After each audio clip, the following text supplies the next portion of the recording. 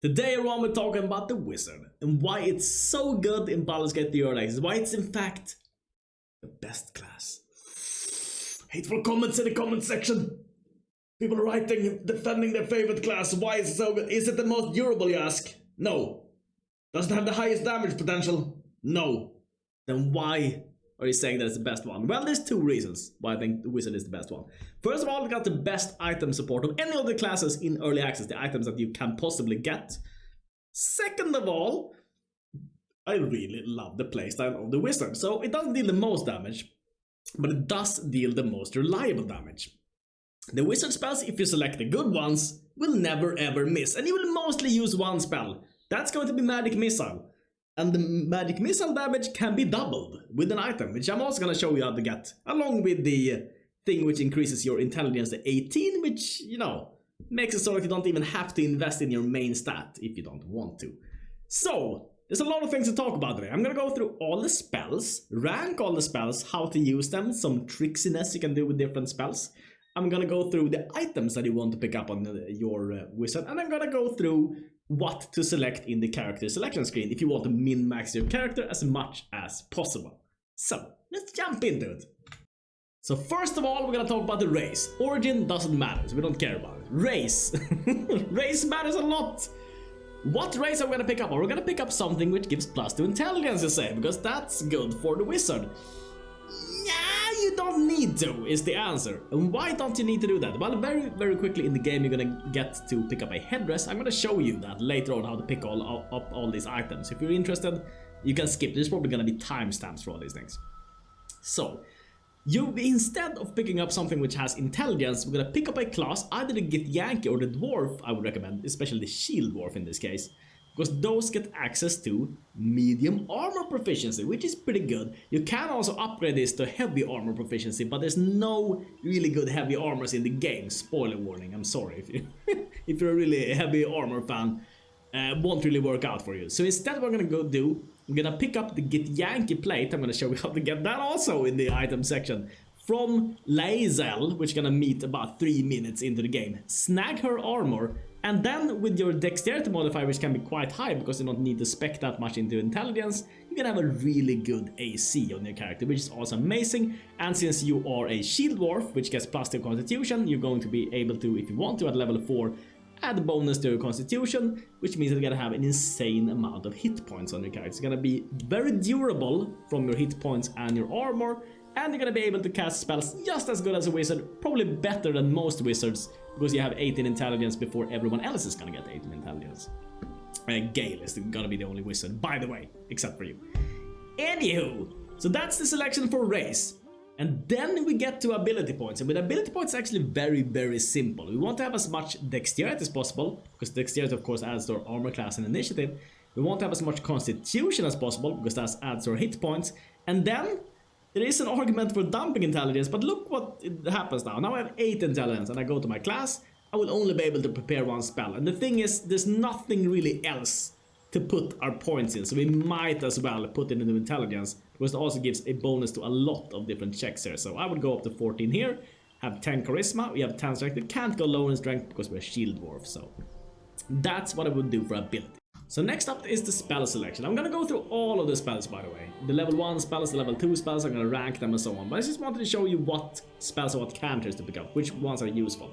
In my opinion, the cantrips should just be damaging, because sometimes you run out of spells and you just want to deal damage, and here's how you do it. So, Acid Splash attacks dexterity, which means that compared to Ray of Frost and Firebolt, which is a ranged attack, it doesn't work in the same way as advantage and disadvantage is concerned. So when you attack with Ray of Frost and Firebolt from an elevation, you will get the advantage, which means you roll 2 d20 and you take the highest result. When you attack from below, it's gonna be the opposite. It's gonna roll 2 and you're gonna take the lowest result. These are gonna be really difficult to hit from below, but Acid Splash can still hit from below, because it attacks dexterity instead of being a ranged attack, and it has a explode radius. You can hit multiple enemies with this. It also combos with the Firebolt, because of course the fire can set fire to the acid. The Ray of Frost does not combo with these, but the Ray of Frost has its own little thing where it can create a cold surface, where sometimes your opponents will get knocked prone on that surface, especially if they move on it. And if they're knocked prone, you are going to hit 100% of your attacks against prone targets. So that's why they're pretty good. Next up, what spells to prepare. I'm just gonna go through these two spells essentially right there, because we're gonna talk about all of the spells in greater detail just in a moment. So first of all, I would select Find Familiar, and I would mostly use this to summon a crab. Why? Because crab deals the most damage of all the summons, and there are a couple of ways you can cheese different encounters. I'm only going to show you one today, how to cheese the hag. You can kill the hag with your familiar. I know it's a bug and I know it's gonna get fixed, but if you want to utilize that, Find Familiar is pretty good. Also very good on the early levels, where having an extra hit when your opponent hits something else like your familiar and doesn't hit you, that's very, very good. So definitely recommend Find Familiar on level 1. Later on, if you don't plan on using that trick, you don't need to pick up Find Familiar. The most important spell is going to be Magic Missile. It attacks with 3 missiles, each dealing 1d4 plus 1 force to its target. And then later on, of course, I'm going to pick up an amulet, or we are going to pick up an amulet in the Underdark, which also going to add 1d4 psychic damage, I think, to every bolt, which is gonna be insane, an insane amount of damage. And Magic Missile, of course, also get upgraded for every level. It adds 1 missile, and you will be able to cast it from that level's slot. So you will have Magic Missile on level 1, and you will have Magic Missile on level 2, taking up a level 2 slot when you use it.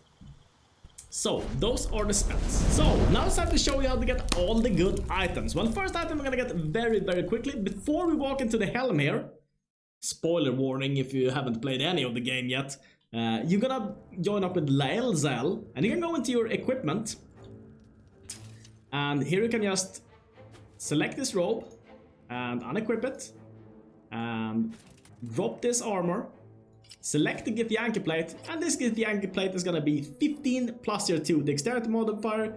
So you're gonna have an armor class of 17. Now that's really, really good in the early game, and you don't need to upgrade this ever in the game, which is pretty good. You already got the best armor. Next up, we're gonna get the best helm. Okay, so now it's time to get that helm, which gives us 18 intelligence, which I've babbled about way too much already. So you're gonna start off on the beach here when you complete the tutorial area. You can go up and pick up Shadowheart if you want to, she's really good. You can pick up Gale here, you can pick up Asterion here, and if you want to, you can even pick up Will, he's going to be here. You continue up on this road, there's going to be a small fight here, we need to kill a Mind Flayer. You can also kill the Mind Flayer so that you don't have to do this fight. Walk up here, trigger a fight here with the goblins, continue over here. Down here, you don't want to walk straight into the goblin camp here, because then you're going to get ambushed, and that's going to be quite a lengthy fight. Walk around instead. There's going to be 1 goblin here, kill him. Walk in here, it's very easy, as 10 HP. Then you can, to make this fight a little bit more easy so that you don't trigger this on accident later on, kill the tracker and the brawler, and then make your way on top of the roof here. You can walk up on this ladder, and then you can just shoot, and the idea is just to kill Lump the Enlightened, and it's gonna be very, very easy to do that. All you do is you shoot Lump the Enlightened from here, and then whenever you shot all your things, you just walk behind the wall, and then you walk here again, shoot Lump, walk back.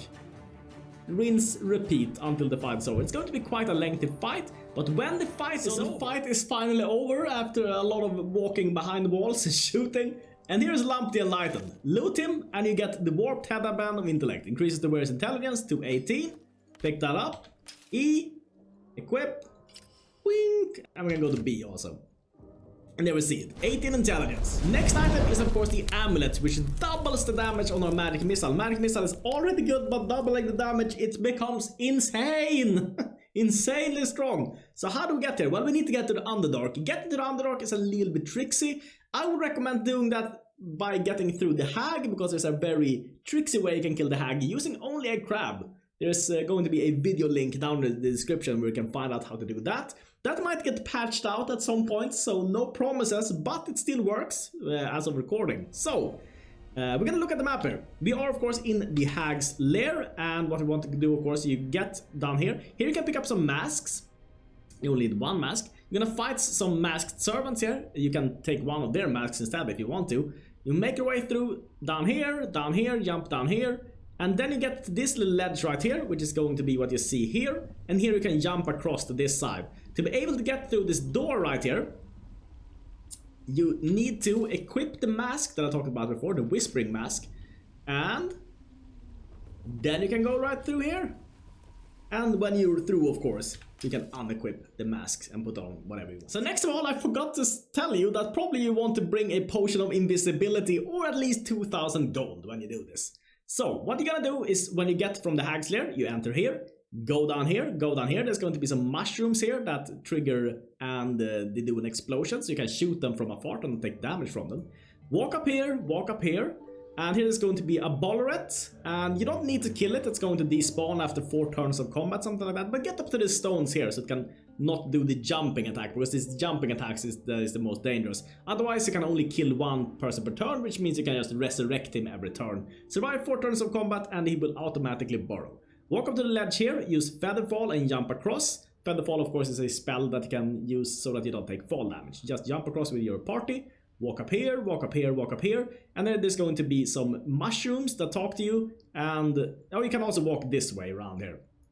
Anyways, there's going to be some people called Mykonid Warden, and they're gonna tell you, they're gonna ask you if you're friendly or not, and you need to convince them that you're friendly. That's the best way of doing things, at least.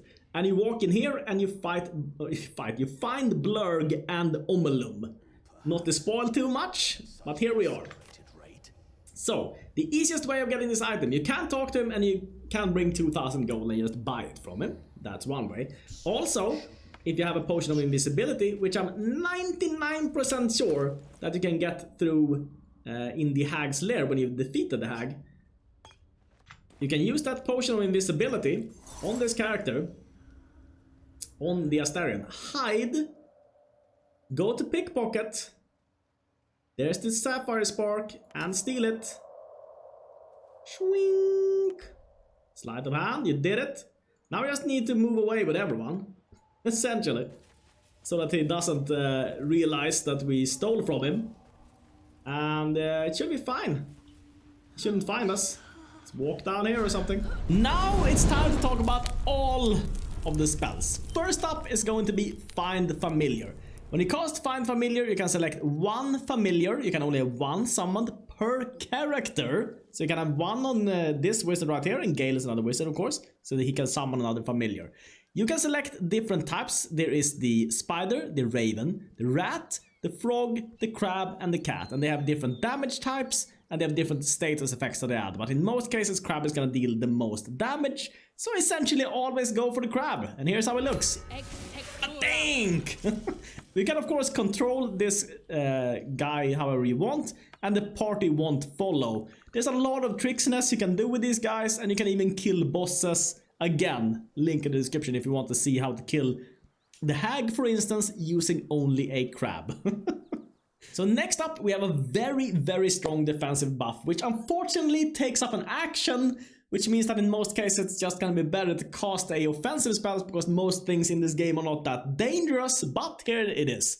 It lasts for 10 rounds, that is what the 10 means. It's a level 2 spell, which means you won't have access to this immediately. You need to level up first. Create 3 illusory duplicates of yourself that distract attackers. Each duplicate increases your armor class by 3, which means that you will in total increase it by 9, on top of an already amazing armor class you're gonna have from having high dexterity and having picked up the Githyanki Armor in the beginning. You're gonna be almost impossible to hit, but as I said, it takes up an action and a spell slot, so in most cases you're probably just gonna go with something that deals damage instead. You can also pre-buff yourself, since this lasts for 10 rounds. You can cast this before you run into encounter. That's usually how I use this, when I use this. I cast Mirror Image, then I go to Arcane Recovery, and I recover level 2 spells, and just run it in combat, if I suspect that it's going to be a difficult encounter. And also, yeah, here's how it looks. It's about to stop the recording. Here's how it looks! Yay! So, continuing with the OP spells, the most OP one of them all is, of course, Magic Missile. Level 1 evocation spell. You will also get this on level 2, but it will be upgraded with 1 more missile. It takes up an action in a spell slot. It creates 3 darts of magical force, each dealing 1d4 force plus 1 force to its target. And then, of course, that will be added. The psychic damage that it gets from the amulet will be added on top of this. When you get to level 2, you will get an additional missile. Of course, that psychic damage will also be applied to that extra missile. When you get to level 2. So you can cast Magic Missile from level 2, and then it will take up level 1 slots, and you can cast it from level 2, and then it will take up level 2 slots. Which is pretty amazing. Next up, which is the last S tier spell or whatever I'm gonna call this, the best spells, I would say, is Shatter. Generates a painfully intense ringing noise that is 3d8 thunder to creatures and objects. On a successful save, creatures only take half damage, which means they can't avoid all the damage.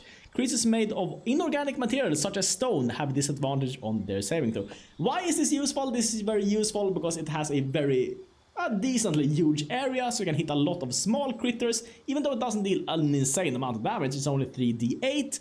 That's usually enough to take out like a lot of small goblins or something like that. I can hit 4 or 5 of them, maybe take out 4 or 5 of them. That's how good it is. So Shatter is the last really good spell on this list.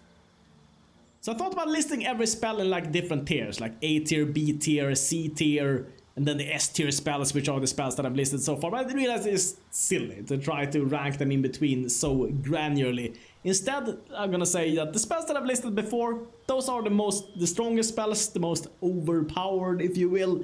And now it's gonna be every other spell, in no particular order.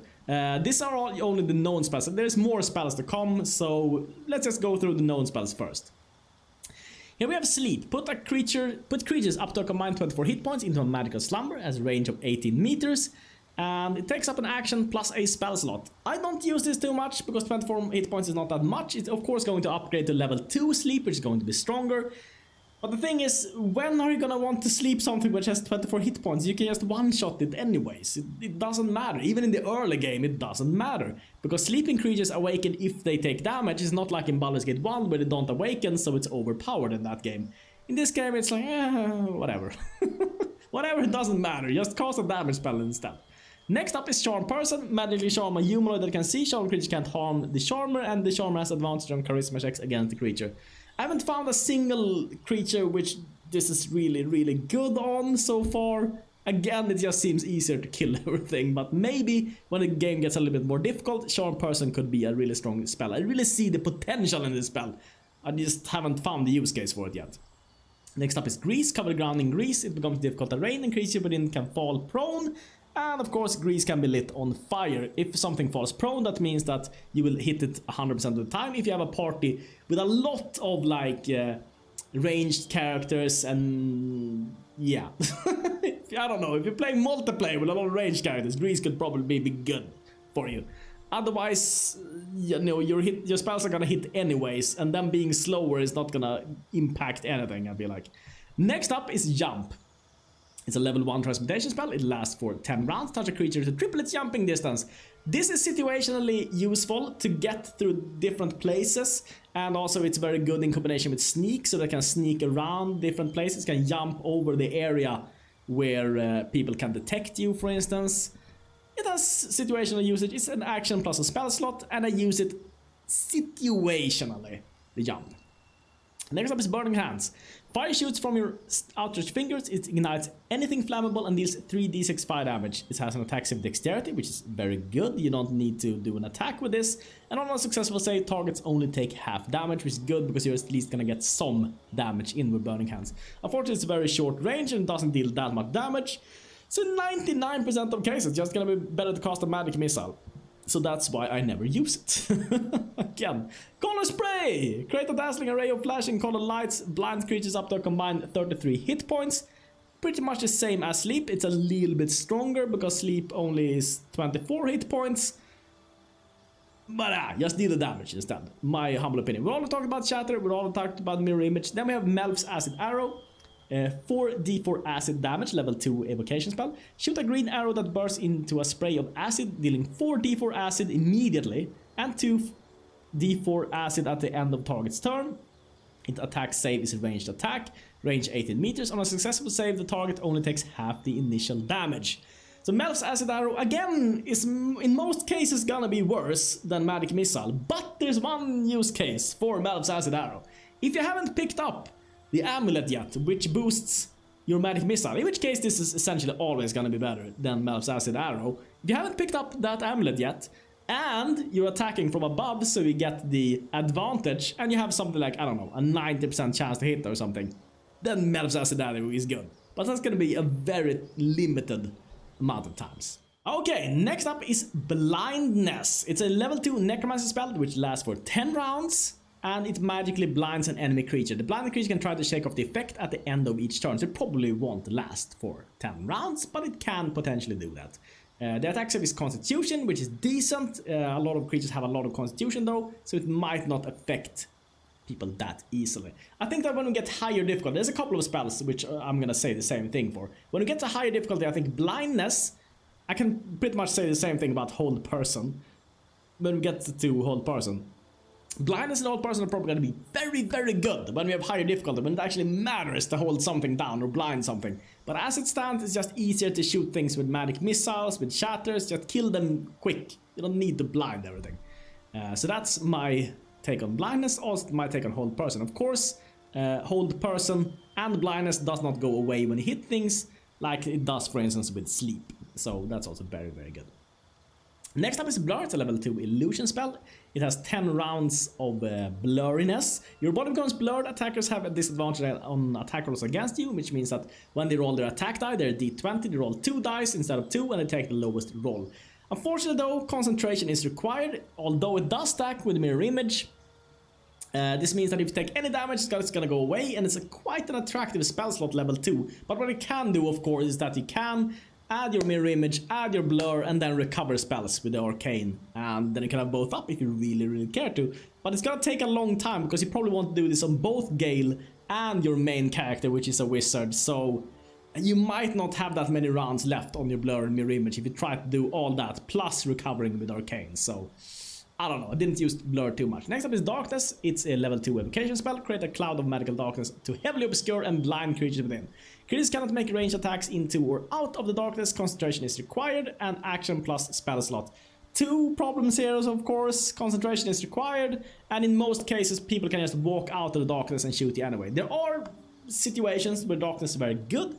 For instance, where archers are standing on a small thing, like a pillar or something, and standing on top of there, you can shoot darkness up there, and they have to walk down. Which is good, because then at least you get them down. Next up is Dark Vision. It's a level 2 transmutation spell. It inflicts Dark Vision, grant a creature the ability to see in the dark out of a range of 18 meters. This unfortunately not needed for most playthroughs, because you can either choose Shadowheart or you can do Asterion. They're both elves, so they already have Dark Vision, so you don't need Dark Vision. Just select one of them when you're in a dark place and everything is gonna get lit up. Amazing. Detect Thought is a level 2 divination spell. Focus your mind to read thoughts of certain creatures while talking to them. Concentration required.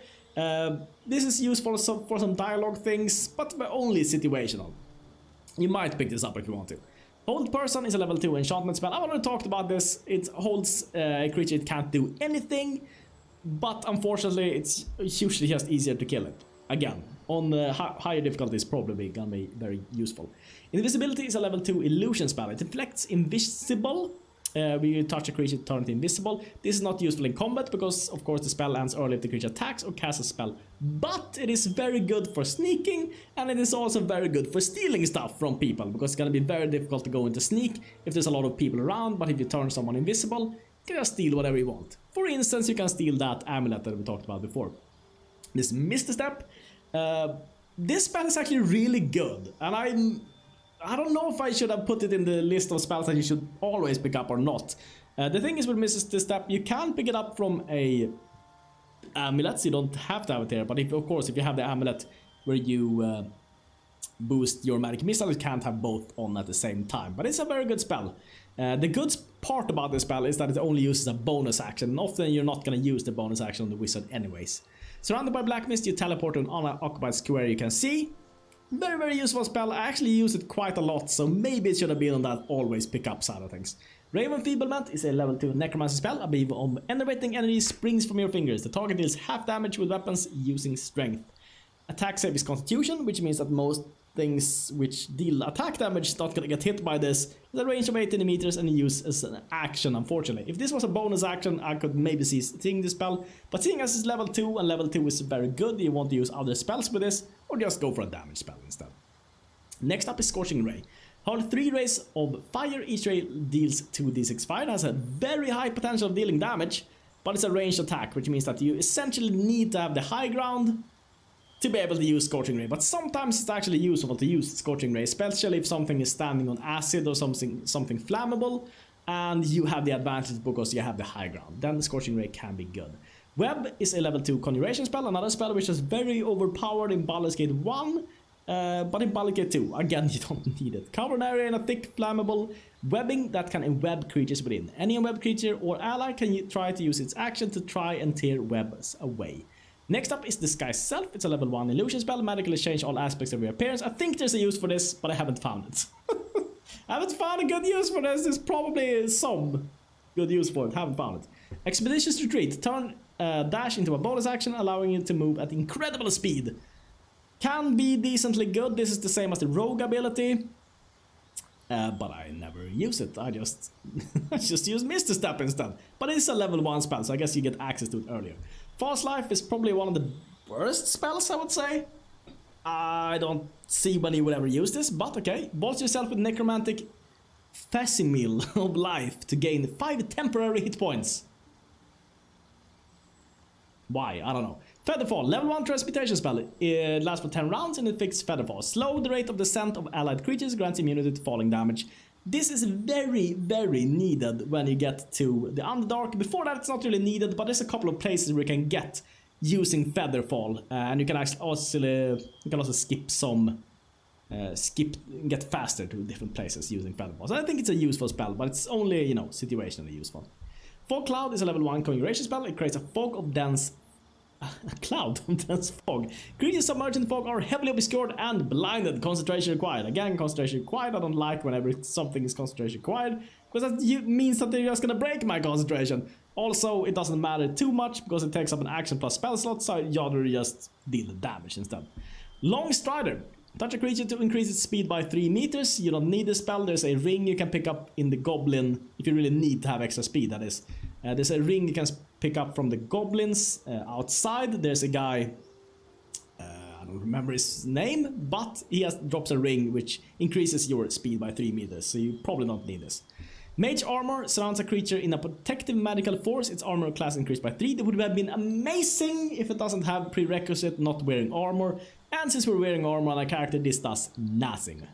Next up is Protection from Evil and Good. It's a level 1 aberration spell. It inflicts protection from evil and good. Protect a creature against aberrations, celestial, elementals, fae, fiends, and undead. Concentration required. The target can be charmed, frightened, or possessed by them, and when these creatures attack, it does so with a disadvantage. This is probably very good. Haven't really encountered many of these celestial, elementals, fae, or fiends, undead. Situationally useful. Situational. There's few of these where you can use this, but I wouldn't recommend picking up. Ray of Sickness. Level 1 Necromancer spell is deal 2d8 poison damage. Inflict poison. Calls forth a ray of sickening energy. Is 2d8 poison and possibly poisons the target. It's a ranged attack, which means you need to attack from the high ground. It takes up an action plus a spell slot. Would not recommend using this. In most cases, it's just gonna be easier to use Magic Missile, even if you have the advantage. Unless you have like almost 100% chance to hit. For instance, if something is knocked prone, I might use Ray of Sickness. Otherwise not. Thunderwave is actually a decently useful spell. Level 1 evocation spell, it deals 2d8 thunder. Release a wave with thunderous force. It deals 2d8 thunder and pushes away creatures and objects. The reason you would use this over other spells, even though it attacks, saves, constitution, but not super good, is that some creatures don't have a super good constitution save, and sometimes they're also very close to a cliff or something, and you can just push them off that cliff with Thunderwave. So it's situationally very useful. Witch Bolt is a level 1 evocation spell. It deals 1d12 lightning damage and inflicts Witch Bolt. Call forth a beam of crackling purple energy. Deals 1d12 lightning and links you to the target through an arc of lightning. It requires concentration to keep that link, but of course the initial damage will be dealt anyways. It is a attack save range attack, which means again you probably want to be on some kind of elevation to use this. Each turn you can activate the arc to automatically deal 1d12 lightning. Situationally useful, again, if you have the advantage. If you're attacking something that's prone, for instance, you might get a little bit more damage out of your Witch Bolt, at least before you get the amulet. That's gonna buff your magic missiles, because then after that you're probably just gonna be casting magic missiles for the rest of the game. That is spells. Lastly, we get to the cantrips, and the cantrips are of course all of them. They're very useful because they don't take up a spell slot, but they're not very strong. They have very minor effects. So let's go through them, at least the ones which I haven't already talked about. First of all, we have Blade Ward. Gain resistance to bludgeoning, piercing, and slashing damage from weapon attacks. Lasts for 2 rounds. Sure, you might pre-buff yourself right before you go into combat with a Blade Ward, but it's not super useful. Chill Touch, assail a creature with Chill of the Grave. It takes 1d8 necrotic and cannot regain hit points. Undead creatures also get a disadvantage on attack rolls that can't get healed, lasts for 2 rounds. This might be situationally useful, very rarely when you know something is about to get healed. Dancing Light creates a wisp of light that illumines a 12-meter radius. Never found any use for this. Light, Evocation Cantrip, infuse an object with an aura of light. Again, I don't see the use for this. If you need someone who sees in the dark, just select someone as dark vision. But there might be a use for this which I haven't found in the game. Very possible, must say. Mage Hand is a conjuration cantrip. It creates a spectral hand that can manipulate and interact with objects. Of course, the Githyanki get this for free. It's their first, even when they're level 1 they get this. You don't need to pick up this if you're a Githyanki wizard.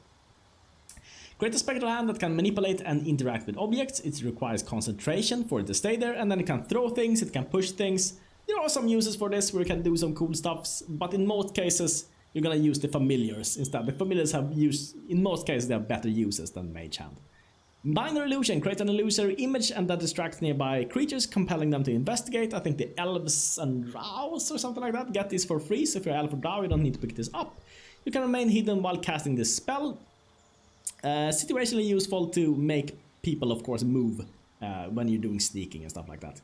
Poison Spray, project a puff of noxious gas that deals 1d12 poison. That's a lot, but it has attacks of constitution and it's only range 3 meters, which means that very rarely you're gonna use Poison Spray. Next up is Ray of Frost, which we've already talked about, so let's go to Shocking Grasp. Lightning springs from your hand. It deals 1d8 lightning and prevents the target from taking reactions. It is an attack save melee attack, so not super likely to land, and it also takes up an action, but you know, sometimes you could use it. True Strike divine a character's defense to give you advantage on attack rolls against it. Concentration required, unfortunately, and it lasts for 2 rounds. I never ever used this, but maybe there's some use for it. That is the cantrips. Next we get to the level 4 feat. What to select? Well, there's actually a couple of good options. I'm gonna walk you through all of them. I'm gonna assume that you selected the Shield Dwarf that I recommended, but of course you can select anything. So, should you go with the ability improvement? That could be good. You can then increase your dexterity up to 16 and your constitution to 18, so you get +1 AC and you got +1 HP per level, which is it's a good choice. Another cool choice, although a little bit rare maybe, is to go for Magic Initiate Cleric, where you can add either Healing Word, which is a decent healing spell because it's a bonus action, or you can add Shield of Faith, where add an extra AC by 2 and make you even tankier. That's a cool choice. I don't know if it's the best one. When the full game releases, I'm probably gonna go for Heavily Armored, which you can upgrade, of course, your medium armor proficiency to a heavy armor proficiency. Unfortunately, in the game right now, there's no really good heavy armors. So I'm not gonna go for Heavily Armored on this character. Another good choice could be Tough. Hit points maximum increased by 2 for each level, which is of course equivalent to adding like 4 extra constitution, but you don't get a bonus on your constitution saves, unfortunately. Another unfortunate thing is that it would be really cool if your Shield Master gave you access to shields, but unfortunately even if you have a Shield Master and you equip a shield, you will not be able to cast spells while you're wearing a shield, so that's a little bit unfortunate. But that's just how it is. So those are the good options that I can see from level 4 feats. So that is hopefully all you need to know about the wizard so far, at least in early access. I'm surely gonna update this guide when the full game releases, but in early access I think this is the way to go for the wizard. Also, if you want to check out a playthrough where I play the wizard, check out the link down in the description to my playthrough of the wizard. Unfortunately I didn't play a Shield Dwarf there, I played a Githyanki, but it's still pretty good. Check it out, thanks so much for watching, and see you next time. Hey everyone, I'm back again with another genius member shoutout actually. Member shoutout. Member shoutout. Thank everyone so much for watching. A special thank of course to all our members on the Patreons and on the YouTubes.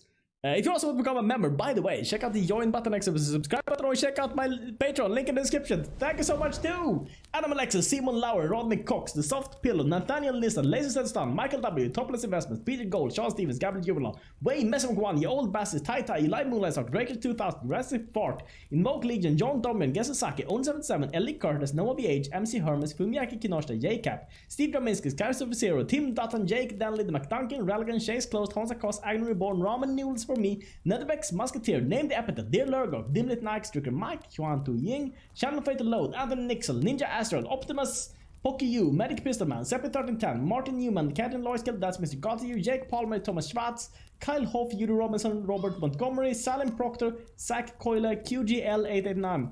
Some call me George, Paris Hammond, Bill Murray, Kyle Wedgwood, Patrona Bavaria, Robert Barker, Adam Jacob, Fernando Visu, Robert Lewis, Dr. Leos, Santa John, Geek, General Educator, Embracer of Knowledge, Joseph Suninga, Nate TMI, Shamanix, Matthias Porley, DJ X Disorder, Carlos Ordines, Simon Fairley, Ivan Miller, William Cunningham, Kevin Yunye 1, Limmy Laneson, John Silver, AD Cibriosis, Yuri Lepikov, Isabel Nemi Lindfors, DJ D-Star in the mix, Linkes Week, Verokta, Dan Goodsell, Aaron Noble, Drew Styles, Adam Alexis, Matthew Goggins, Betsuma, Serge Carmoro, Freeman Stephenson, Brandon Dobbs, DBK Drummer, Rainbow Cake, Ventum Tandem, Piotr Stolorch, Ninja Longnam, Infinite Drog, Dr. Jaden, Javier Diaz, Adam Ruth, Barbara McKinley, Butt with Ass, 7Guy777, Big Bob MTG, Patrick Hennig, Liquid E, Thanatos, Nesmot, Drummond, Yellow Beans, Patrick Parks, Martin Newman, Jonathan Burgess, James Hazel, Harshit Singh, Eat It, Alexander G. Valencia, Lochinator, Travis Markley, Grinning Demon, Frank Sherwood, Foreign Sky, The Squiders, I Ate My Neighbor,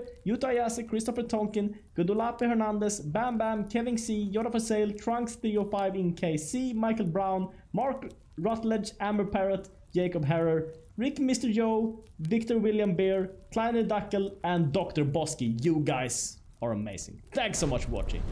Thank you also. Nog bedjournals op Patreon. What is that?